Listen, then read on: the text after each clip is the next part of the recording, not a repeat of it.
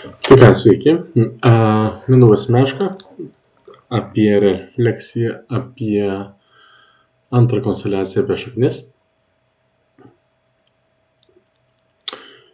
Ką aš apie tai norėčiau pasidalinti? Visų pirma, ko gero, man labiausiai noriu pasidalinti pirmą dalyką, tai kad kai kalbam apie žmogų, kuris perduoda tam tikrus epigenetinius kodus, kurie yra dažniausiai iš stiprių emocinių patirčių, tai jos gali būti pozityvios, jos gali būti negatyvios, jos gali būti stiprinančios, jos gali būti silpninančios. Ten, pavyzdžiui, baimė kažkam tai. Ne, žmogus patiria labai didelį baimę ir jisai tą perduoda kitam. Jau per tiesioginę kraujo liniją, tarkim, kad būtų aiškiau to išnekoje.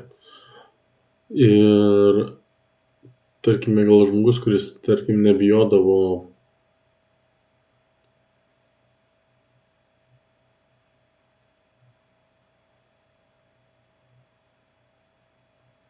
gal ne taip pasakyti. Žmogus gal natūraliai nebijo, tarkim, vieno ar kito dalyko. PVZ gal skruzdžių. Bet, tarkime, giminiai kažkas taip pat turėjo labai stiprią patirtį su skruzdėm, gal tai buvo įšokimas į skruzdėlyną ar dar kažkas. Ir to pasiekoje mums formuoja asociacija su skruzdėmis kažkoks nesaugumas, neužtikrintumas, nepatikimumas, baimė. Taip apie epigenetiką ir veikia. Nepaisant to, gali būti ir į pozityvę pusę, gali ten sustiprinti ir panašiai. Bet aš noriu pakalbėti iš tos nemaloniosios pusės. Jeigu kažkam kažkas įvyksta, tai reiškia, kad jisai patiria ir tai perduoda. Dabar, ar tas žmogus suvokia tai, kad jisai perduos tą kodą, aš manau, kad jisai to dažniausiai nesuvokia. Ir mes tada esam tie, kurie tą kodą jaučiame. Nepaisant to, mes ir toliau perduodam tą kodą. Tas kodas gali būti ne vienos kartos, gali būti daug kartų. Man labai lengva, tarkime, tai atpažinti savo šunyje, nes palei tai, kokie yra tėvai ir kaip buvo specialiai veisiami šunys, tai gali matyti, kokius gebėjimus jie jau turi automatiškai, kokius dalykus jie turi automatiškai. Ar noras tenkinti žmogų, ar avių gąsdinimas be instrukcijų, visą tai gaunasi pakankamai giliai užkoduota ir perduodama be edukacinės sistemos. Baimė. Kur aš linkiu? Aš linkiu link to, kad kažkas patyrė, mes patiriam, mes perduodam. Labai būtų fainai, kad kažkas patyrė, būna, tarkime, gal buvo badmetis, gal prieš 6 kartas buvo labai striukas su maistu ir žmonės labai, tarkim, turėjo to baimės, nepasitikėjimo, neužtikrintumo, mažai kiekį saugumo. Ir to pasiekoje, ten sekančios visos kartos turi tam tikrą įtampą. Jeigu mes tai galime atpažinti ir pakeisti tai savyje, tikimybė, kad perduosim kitiem, mažesnė. Pam. Pirmas taškas. Antras taškas yra tai, kad ką mes patiriam. Mes patiriam kažkokius stiprius emocinius jausmus. Mes nesuvokdami kartais perduosime sekančiom kartom. Ir jie tada turės reikalus to tvarkytis. Jeigu perduosim gerus dalykus, volia. Jeigu perduosim nugalinčius dalykus, kaip sakant, čia yra mūsų kaip ir atsakomybė. Mūsų atsakomybė yra kuo mažiau perduoti ir kuo daugiau ištvarkyti. Bent jau, aš taip manau. Manau, kad tai yra baisiai svarbus dalykas. Aha, tai turime, kad gavom, perdavėm. Ok. Gavom, ištaisėm, neperdavėm. Geriau. Antras pointas. Trečias pointas yra tai, kad kai mes patiriam, mes perdodam, bet jeigu mes patiriam, mes patys patiriam per savo gyvenimą. Ne tai, kad ir perduosim kitiem, tikimybė yra, bet ir patys iš to, kaip sakant, gal jeigu nesugebam išeiti, tai bėdelė, ne? Jeigu yra apribojantis dalykai, tai paturėjom kažkokį stresą, netekti dar kažkas. Ir mes patys save užprogramuojam tam tikriems dalykams, kurie gali būti teigiami, gali būti neigiami. Tai čia kas liečia iš pamąstymo apie kaip ateina ta epigenetika. Kitas kampas iš epigenetikos yra tai, kad tas žmogus, kuris patyrė stiprų emocinį patyrimą ir jisai sureagavo į jį, palei aplinkybės, palei situaciją, palei gebėjimus, jisai ko gero bandė pasielgti, ko galima, tik palei duotas palinkėtis geriau, nes tikriausiai savo blogo tikriausiai nedarytų. Tai turim suprasti ir tai, kad jisai tikrai dėjo pastangų, kad tas dalykas kažkaip tai įvyktų ar išgyventų, ar kas tai bebūtų. Ir kad tas mechanizmas vis dėlto, kaip matom, suveikia. Mūsų buvimas, tai negarantuoja paleidimo, bet tai duoda prielaidą, kad tas dalykas buvo. Ir gal tuo laiku, taip kaip mechanizmas tas veikia,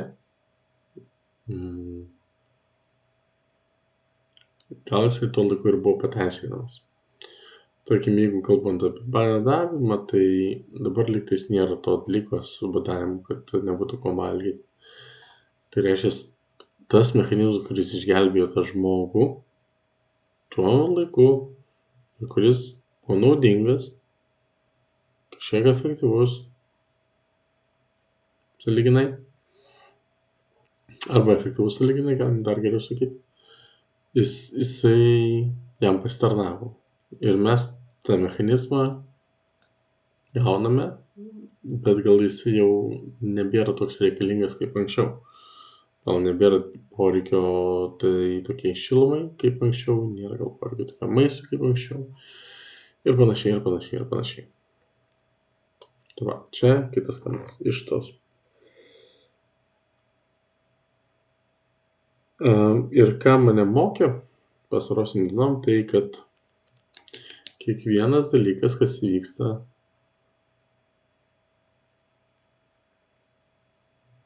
geras ir jam priešingai blogas, turi du aspektus. Tiek geras turi gerąjį aspektą ir blogąjį aspektą. Tarkime, kad galima daug valgyti, ne? Geras aspektas, bet jisai turi ir blogą savybę, kad galima persivalgyti. Negatyvus aspektas nėra ką valgyti, blogas aspektas galima mirti, geras aspektas mumis paskatina to maisto ieškoti ir būti aktyviems ir gal tai gali aktyvuoti išgyvenimo mechanizmą, kuris leido mums išgyventi. Labai banaliai pasakyti, bet kiekvienoje toje situacijoje, net ir imperializme arba kolonizavime Afrikos, kai Europa tai darė, kad iš tenai atsiveža vergus, žaliavas, maistus, ten dalykus, artefaktus, Europa džiaugiasi. Nes žiūrėk, kiek čia priplėšė. Tiksliau, kiek atvežė gerybių, kiek atvežė dovanų. To dalyko, ką priplėšdavo, dalindavosi su liaudim, gal tenai 1%, gal 10%, gal 90% pasilikdavo. Tai kolonizacija iš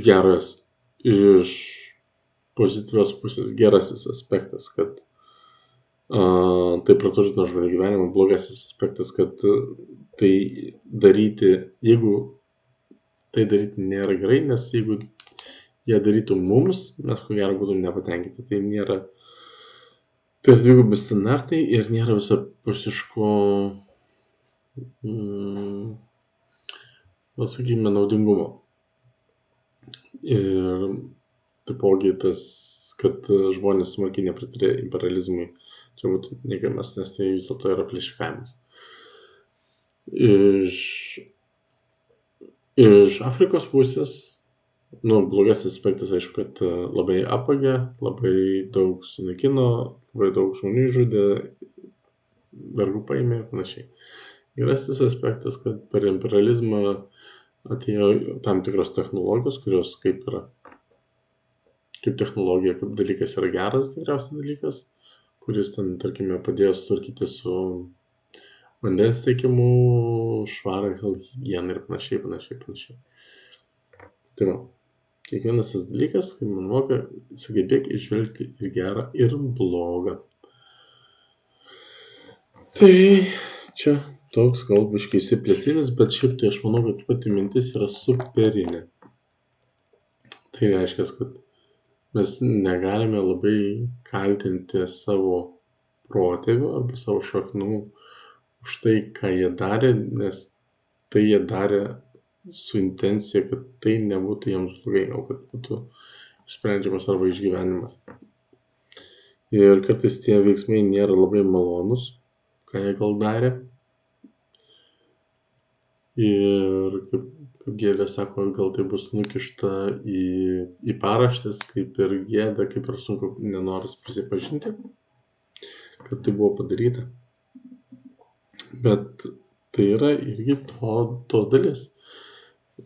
Gal nebūtina ten labai vertinti, bet suprasti, kad irgi mes taip pasielgsim ir už tos gal tokius niuansinius poelgius mes norėtume būti atpažinti.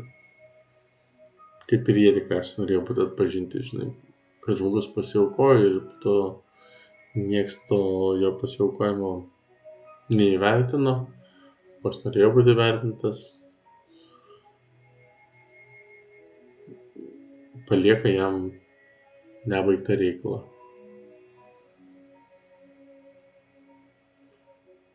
Kaip tie šaknų sistema veikia, ar tai turi būti visiškai tiesioginis ryšys, aš nesu tikras, bet jeigu tai gali vykti ir per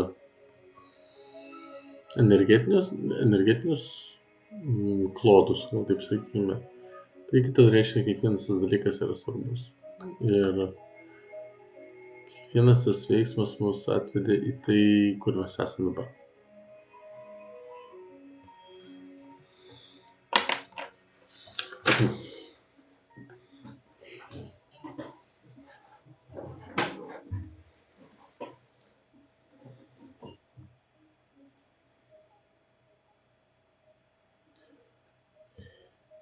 Jo. Tenka pripažinti, kad kiekvienas tikriausiai stengiamės, kad mūsų tas gyvenimas būtų geresnis, įdomesnis, prasmingesnis, kad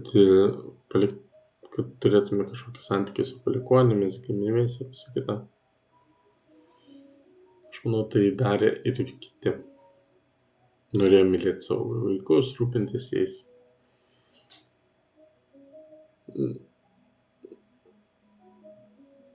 Ir tai, kaip čia dar į vieną gal tokį aspektą nueisiu.